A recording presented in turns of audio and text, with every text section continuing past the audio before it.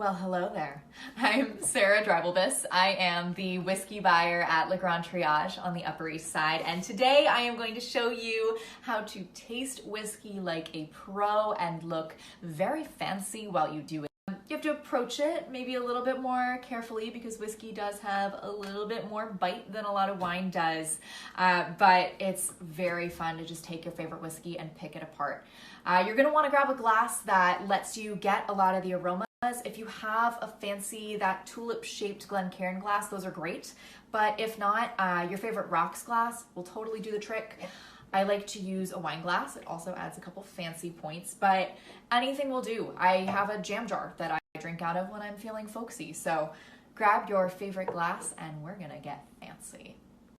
So the whiskey I have with me today, this is the Pinhook Bourbon Country Bourbon. And what makes Pinhook so perfect for this is their philosophy toward making whiskey. A lot of brands want consistency year over year. So the whiskey you have from a brand 10 years ago is going to taste the same as it tastes today, and it's going to taste the same if you had it 10 years from now. With Pinhook, they really view whiskey as a natural product, and things like the climate in Kentucky where it's aged and what the barrels are doing that year are gonna make it taste different every single year. So every year they come into it and they say, what is not the blend that's gonna make this taste like it did last year, but what's the blend that is gonna just showcase what our barrels are doing right now. So you get a different whiskey basically every year, and they all are delicious. So the first part of tasting whiskey is actually not tasting at all. It's going to be smelling. And the thing to keep in mind with whiskey is it is pretty high ABV, right? We're looking at 40% ABV or higher. Ethanol, that's the thing that makes alcohol. It can really, truly burn, and your little scent receptors up here, they're delicate. So you don't want to go just like sticking your face in a glass and breathing in, because you're not going to smell anything for like the rest of the day. This actually for me is why I like a wine glass, because even if you get your nose right here, there's still a good 3 inches if you have just a little pour in there. You're going to want to actually, feels weird, leave your mouth open and like breathe in through both of them. Again, we're lightening the load on these delicate little smelly friends in here. And pay attention to everything you smell. Just kind of take note as those smells roll in, whether it makes sense or not. And keep in mind that what you smell may be different than what you taste. And when it comes to tasting, we want to be careful too, because just like our delicate little smelly friends, we got delicate little tasting friends in here. And again, that ethanol, that alcohol, it can burn. So the first thing you're going to want to do before you think about actually tasting is you just want to get your mouth used to that sensation of alcohol. You're going to take a teeny little baby sip and just let it sit on your tongue and let your taste buds go, oh, that's weird, that kind of burn. Oh, okay. All right, I'm good. And let them kind of get used to what the sensation of drinking whiskey is. Once you've done that, you're gonna take a little bit of a bigger sip. It's not big still, it's still little. We're being delicate, we're being fancy here, remember? And you can do something if you want to called the Kentucky Chew. You're gonna have your little whiskey in your mouth and you're gonna roll it back and forth over your whole tongue until you start feeling a little bit weird and self-conscious about it. But remember, you're fancy, so you can do this and you look cool while you do. But what you're doing is you're letting these different kind of waves of flavor happen. And keep note, what you taste on that very first chew is probably going to be different than what you're getting halfway through and toward the end. So make that little mental checklist of everything that's coming at you. And then yes, then you can swallow it, you can drink it.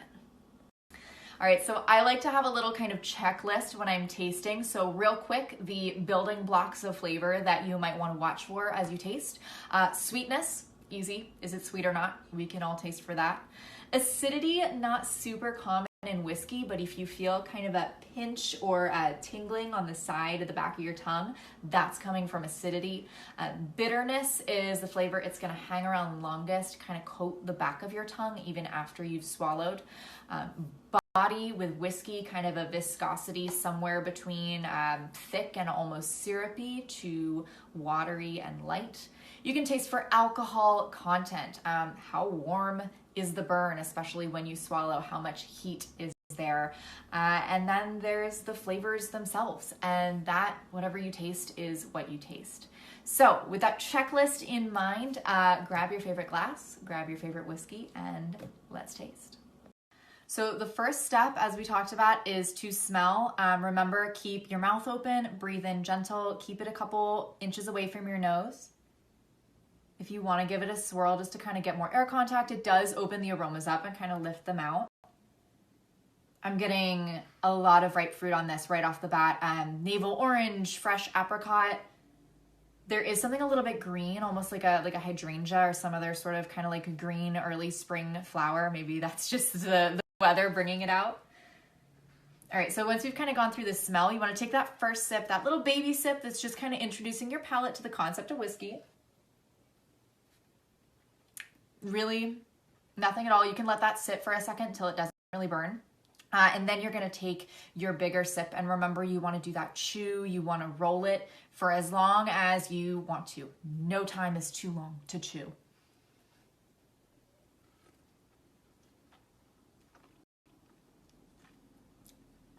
Yeah, those like stone fruit and apricot notes definitely come up.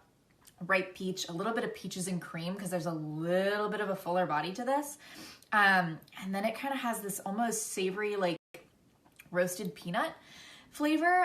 And then at the end, at the finish, it's like snickerdoodle cookie, like cinnamon, sugar, kind of malty, kind of buttery, really delicious, and a really fun adventure to kind of taste through start to finish. And that's how it's done, folks. The great thing about tasting like this, I mean, obviously, not only it makes you look so much fancier and, you know, impress all your friends, but it's also a great way to learn what you love in the whiskeys that you love and help you find more.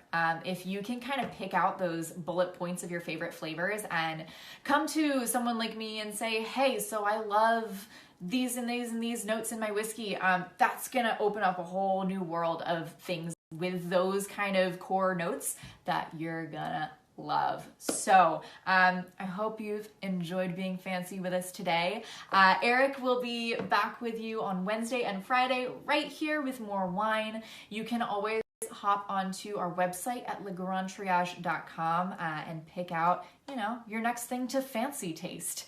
In the meantime, stay home, stay safe, stay awesome.